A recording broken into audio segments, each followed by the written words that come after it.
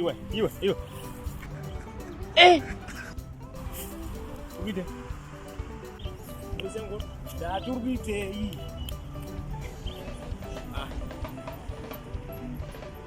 Sasa mtaona. Bami ngado pizza tupo. God have mercy upon us. Msangu mwakapeka matsote waya. Mati.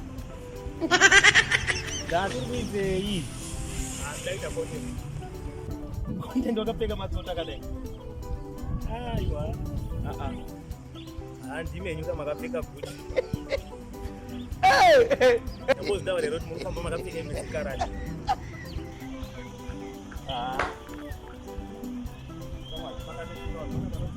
I don't want peace.